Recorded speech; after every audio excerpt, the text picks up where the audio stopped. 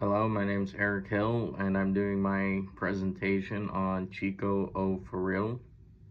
So, he was born in Havana, Cuba on October 28th, 1921. His real name is Artuto O Farrill, and he played the trumpet.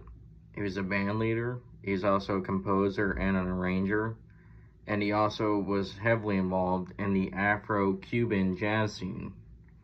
So, his early life, he grew up in Cuba with his mom and his family, and he was pushed to follow law like most of the rest of his family, but he decided to take an interest in jazz, so he went to Florida, and he attended a military boarding school in Florida, and this is where he really learned more about jazz and big broad bands.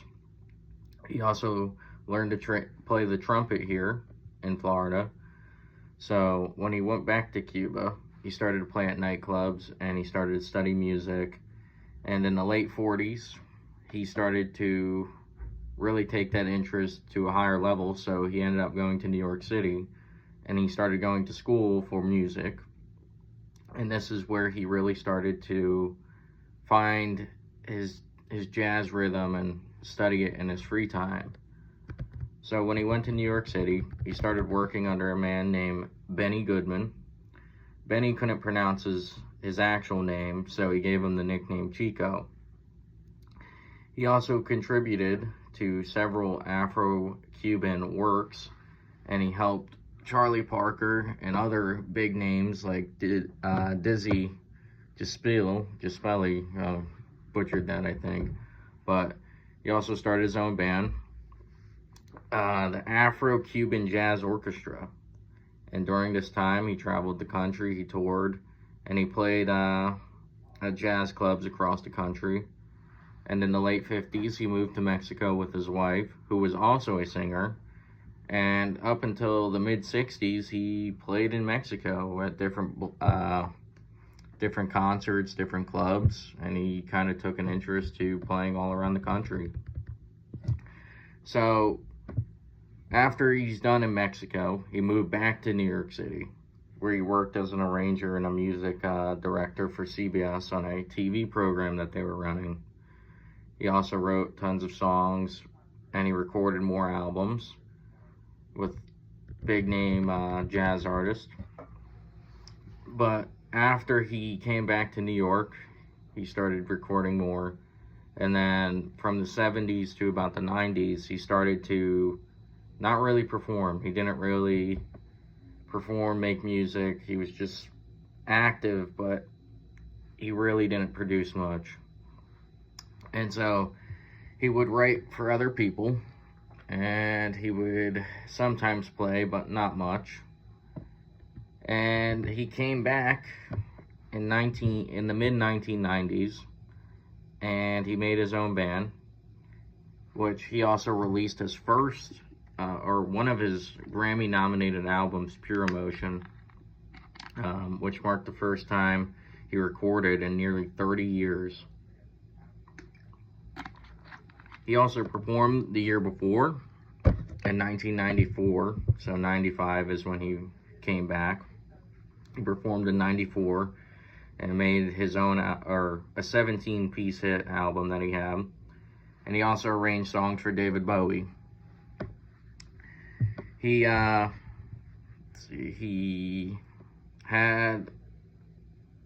pneumonia, and that's what caused his death. He ended up dying June 27th, 2001.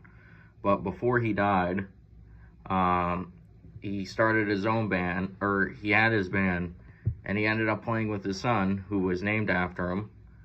And he was the arranger, he was the leader, and his son was there to help him. And they recorded 2 more albums together. And they played tons of records at different clubs. And after he died, and after his retirement, and when he died, his son, Artuto, is also took up the band that his father was running and still runs it to this day. They kind of stopped making music, but they're still around today. You can find his music and his band. And so the song I chose is called Cuban Blues. It has a moderate tempo. Its instruments are the trumpet, the trombone, saxophone, the alto saxophone, and the tenor saxophone. Has piano, has a bass, electric bass in the background, has drums, and also has percussions.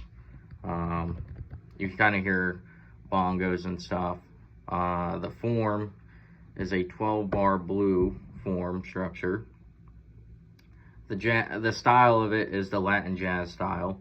It has some Afro-Cuban influence in it, but mainly it's the Latin style.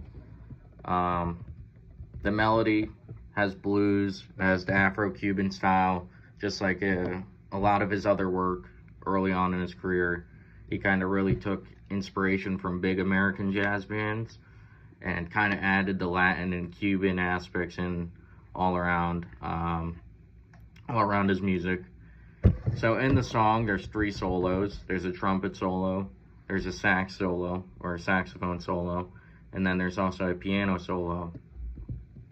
Now the harmony, there's brass, there's piano, there's bass, and there's also more percussion. And the reason I chose this song is because when I was listening to it, it kind of gave me like this emotion of, hey, you know, this song, it's really strong. I could definitely hear the Latin influence, but it didn't sound too different from, you know, some other songs that I've heard in the jazz genre. And I kind of just listened to it. I was like, okay, this is a really good song. I can really get down to, you know, either dancing to it or listening to it in the car or just working, like cleaning my house and listening to it. It really gave me those types of emotions. I felt strongly when I was listening to his work. I could definitely hear the Latin influence and why he was a big part of it, because he influenced a lot of generations, you know, a lot of future generations, and his son even having their own band together, and then him taking it over when he died. I think that was really powerful. And so just going back and listening to all his work, it was really, really cool to hear, because it's also a style of jazz that I think doesn't really get played. When you listen to jazz, you always hear Charlie Parker, Miles Davis, all those guys, but you don't really hear too much about the Cuban or the Latin influence in jazz. And I think it was really cool to see that being played, and just the sound of it is really, it's kind of like comforting but also mesmerizing. I really enjoyed listening to that song, Cuban Blues. So